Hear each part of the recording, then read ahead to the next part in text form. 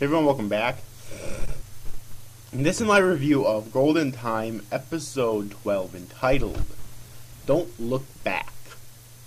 As Tada Bonri is working as a waiter at the party, he and everybody else is enjoying their work, basically. Coco is also worried about him. Mitsuo finds out that Linda is working there too. Mitsuo is taken into the stage for 10,000 yen as a dancer slash entertainer. Coco has been texting and calling Bonri, but to no avail. While Bonri is doing some taxes, he and Mitsuo finds Linda taking pictures with other people. Linda goes to Bonri to encourage him, but the people there saw them together and found them cute. While they were being pictured, they both get carried away by the atmosphere and cuddled just as Coco arrives. She grabs a drink, threw it at him, and slapped him. Linda says sorry, but she is taken away by Nana. Bonri takes Coco away to the fitting room. He talks briefly with her, telling her to go to his apartment. Bonri is very depressed, as well Coco is too, obviously. As the party ends, the boss gives out the payment to everyone, while Mitsuo's payment is large. Bonri tells him that his salary might have lost its usefulness, even though I don't really see how money can lose its usefulness, but, you know. I know he's depressed about Coco, but still. So yeah. Just as Bonri runs home, he finds out that Coco has been texting him all day, ranging from going to his apartment to calling the police.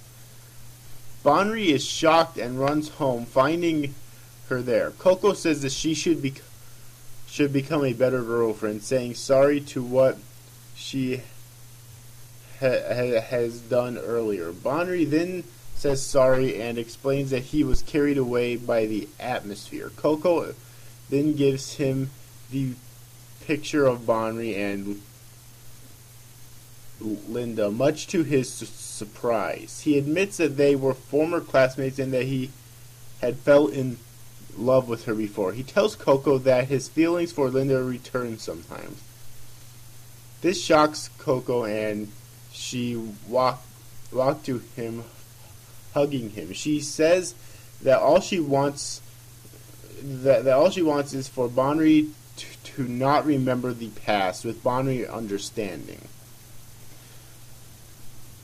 She and Bonri reconcile just as Coco says that they don't have any memories or pictures.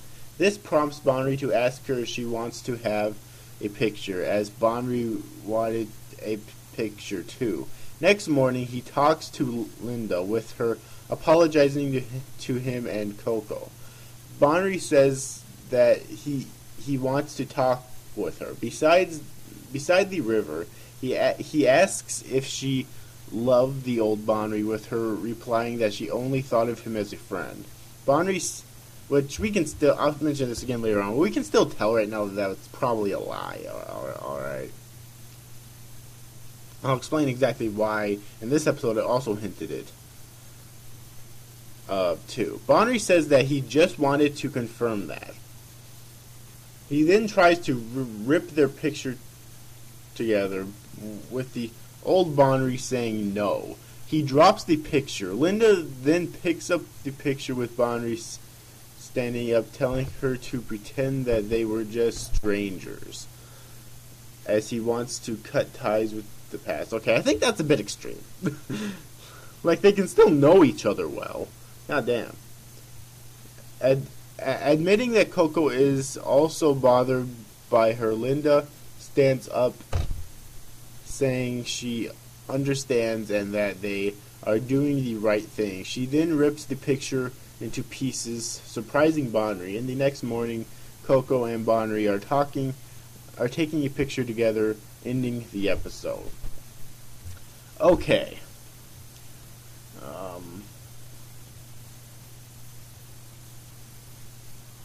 Just let me take a drink here real quick, then I'll get into the review, okay?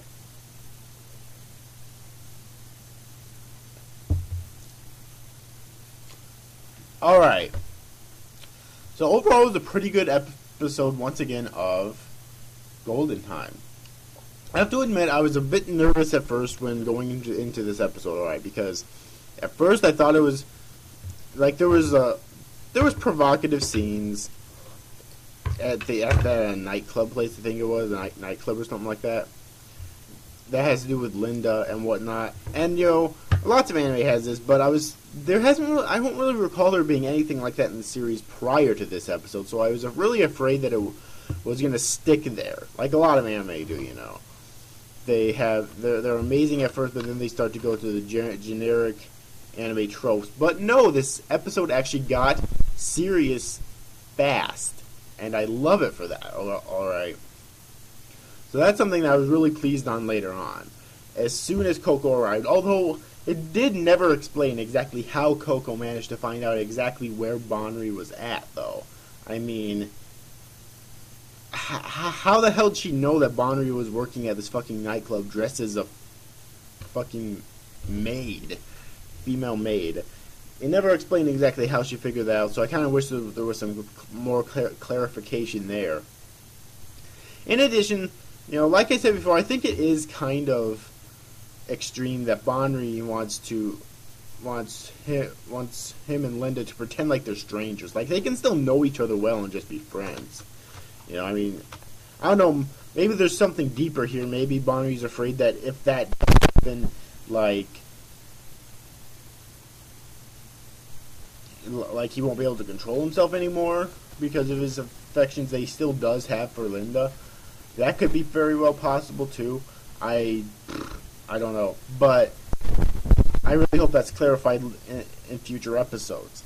In addition, the thing in this episode, like, I've mentioned things in one of the previous episodes that Linda truly does still care, or is in love with Bonri.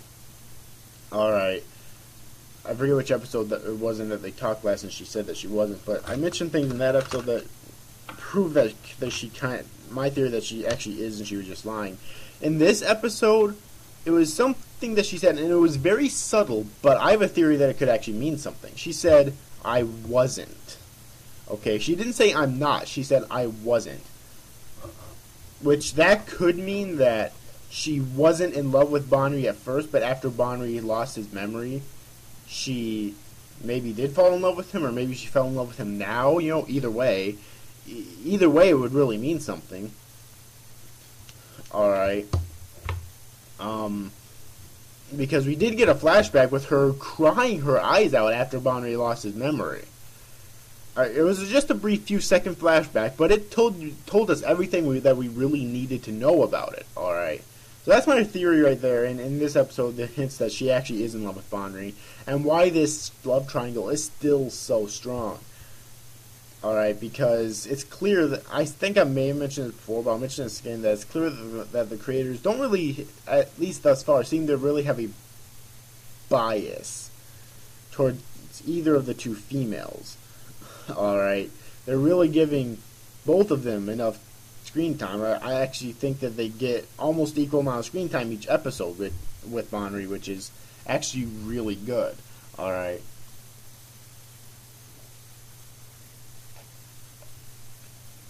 So yeah. But anyways, I think that's pretty much all I have to say about this episode. Overall, I thought it was actually really good. It started out very slow with some comedy, which the majority of it was pretty funny, I have to admit.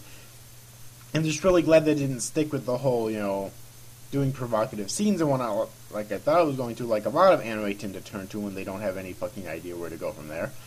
And instead it did get rather serious later, rather quickly. And most of the comedy in the beginning of the episode was still funny, so I can't really dock it for starting out slow. Alright. It's just the perverted scenes. Bonri never really seemed like that type of a character to me, so I did think it was kind of out of place and even out of character for him, but I can let it go because of the rest of the episode was so fantastic. Okay, but anyways, overall, hope you enjoyed this review, guys. That's it, guys. Thanks for watching. Bye bye.